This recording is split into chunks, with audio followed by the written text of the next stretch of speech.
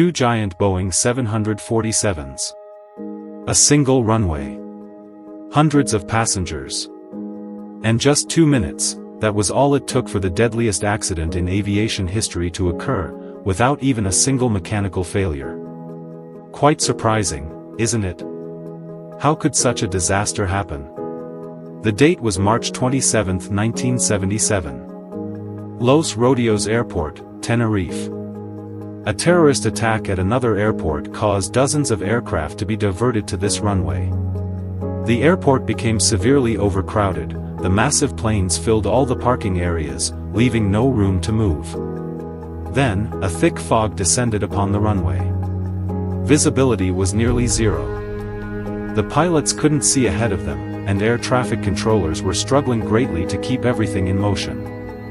Among the aircraft were two Boeing 747s. One belonged to KLM, and the other to Pan Am. Because the taxiways were blocked, both planes had to use the active runway for taxiing.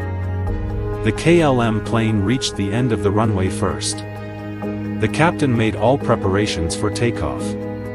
At the same time, the Pan Am plane was still moving along the same runway, trying to find the correct exit. The fog was now so dense that neither crew could see the other. Imagine how bad it was. Inside the cockpit, radio messages had become confusing. The KLM captain believed he had received clearance for takeoff. He had no doubts about it. However, the control tower had never given that final clearance.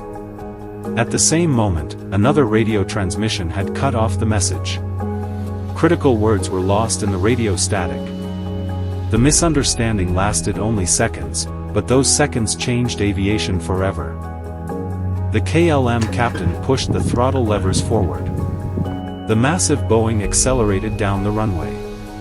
Inside the Pan Am cockpit, the crew suddenly spotted bright landing lights emerging from the fog. At first, they couldn't believe what they were seeing, and then they faced reality. Another Boeing 747 was racing directly toward them. The Pan Am pilots immediately executed a sharp turn to the left, trying to escape. There was nothing else they could do. The KLM captain pulled the controls toward himself, attempting an early rotation before reaching the other plane. For a brief moment, it almost seemed possible. However, the plane was too heavy to get airborne. The tail scraped along the runway. Moments later, the KLM plane collided directly with the Pan Am fuselage. The explosion was visible from all over the airport. The fuel ignited instantly. The collision destroyed both planes.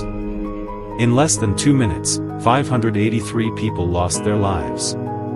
It remains the deadliest accident in aviation history. Researchers later discovered something startling. There was no engine failure, no structural issue, and no severe weather condition powerful enough to destroy an aircraft. Instead, a chain of minor errors, poor visibility, radio interference, stress, assumptions, and human error, had turned into an unimaginable catastrophe. After the accident, aviation changed forever.